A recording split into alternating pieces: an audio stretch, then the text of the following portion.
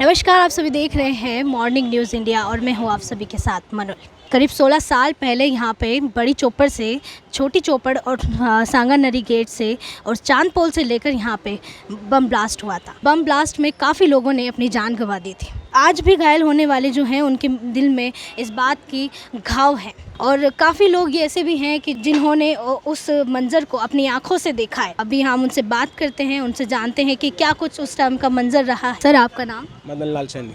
मदन लाल जी हैं और ये चश्मदीद गवाह थे उस बम ब्लास्ट के। सर, जो बम ब्लास्ट हुआ था उस दिन कैसा मंज़र रहा?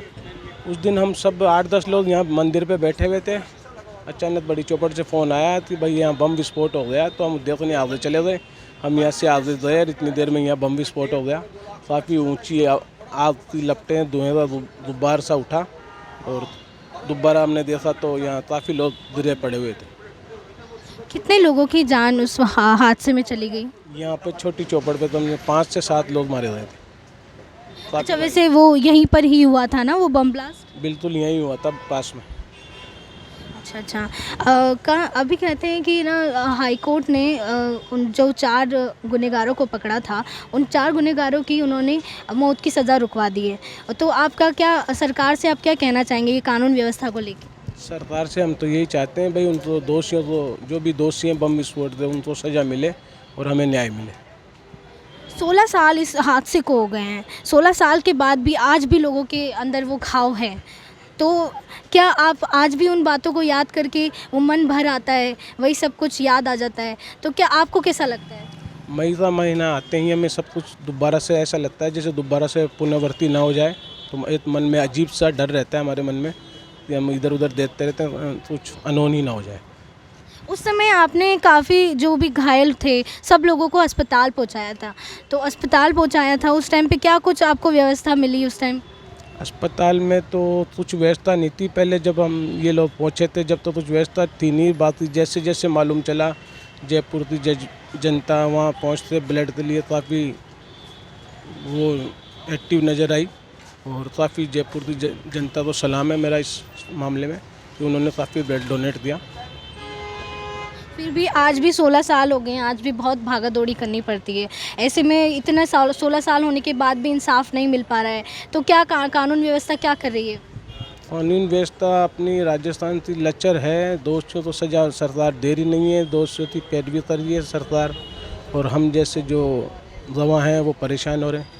हम तो सरकार से ये चाहते हैं दोषियों को कड़ी से कड़ी सजा दी जाए। कैसा वो मंजर था जब वो हुआ था? काफ़ी खतरनाक था वो 13 तारीख का। यहाँ बिल्कुल ब्लास्ट हुआ जब बिल्कुल धुएं हो गई थी। किसी को समझ ही नहीं बैठा कि क्या हुआ। एक्चुअली किसी को पता नहीं पड़ा। जब लोगों को बाद में खून चालू हो गया, किसी के क्या हो गया, ये बराबर पड़ोसी था वो वहाँ था अंदर, उसके ट्रेजियों को वहाँ मरा जाके। कई सब दुकानदारों का नुकसान हो गया, कई आदमी घायल हो गए। एक बंदा जा रहा था तो जाते जाते फ़ोन पे बात कर रहा, मैं 5 मिनट में पहुँच रहा हूँ, उसके तुरंत खून चालू हो गया। मैंने कहा ये क्या हुआ। एक्चुअली क्या उस टाइम समझ नहीं पाए ना भाई बम ब्लास्ट। उसके बाद में पता पड़ा है। 3-4 गाड़ियाँ थी, मेरी खुद की गाड़ी थी, यहाँ वो भी जल गई सारी गाड़ी, सब नुकसान हो गया। एक स्कूटर था, उसका तो आज तक पता नहीं, स्कूटर का तो आज तक ही पता नहीं है वो कहाँ है, उसके टुकड़े भी कहाँ हैं। लेकिन उसमें क्या आपको नहीं लगता कि सरकार से आपको क्या अपील करनी चाहिए? उनको सज़ा देनी चाहिए, जो गुनाहगार उनको सज़ा देनी चाहिए। मैं एविडेंस हूँ, 4 दफ़े एविडेंस जाया, जब भी सम्मान आता है गवर्नमेंट से जाते हैं एविडेंस देते हैं। लेकिन अब उनका कोई ये गलत है जो उनको अभी तक कुछ उनका निर्णय कर लेना चाहिए सरकार को। 16 साल हो गए हैं, अभी तक इस चीज़ का इंसाफ नहीं हो पाया है। नहीं हो पा रहा, गलत है, ये गलत है। इनको जो भी तुरंत है जो उनको करना चाहिए, उससे जो गुनाह हो गया तो फिर उनको क्यों रख रखा है। गुनाह भी कोई छोटा गुनाह नहीं था, काफ़ी बड़ा। नहीं, 100-200-250 आदमी मरे हैं, किसी के बच्चे मरे हैं, किसी के क्या, आज भी कईयों के छर्रे लगे हुए, कई बेचारे निर्दोष हैं जो आज भी भुगत रहे हैं। वो हमारे प्रकाश जी माली, उनकी हालत ऐसी हो गई उसके बाद में कि उन पर खून नहीं है आज। वो बड़े मुश्किल से नहीं, अच्छे कट्टे आदमी थे, बहुत अच्छे आदमी थे। आज उनकी आप उनको देखो बिल्कुल ये हो गए सूख के, खून ही नहीं उनमें। डॉक्टर मना करता है कि आप साहब आपके छर्रे निकालेंगे तो ये मर जाएंगे।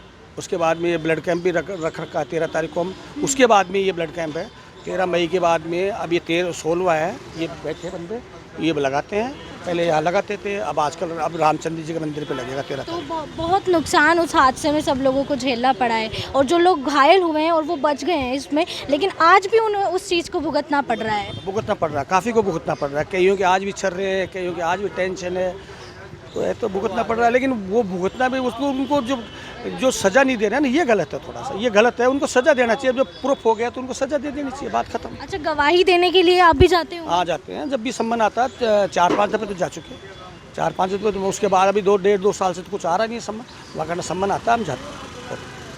तो क्या कारण है अभी तक इसका निर्णय क्यों नहीं किया जा रहा है?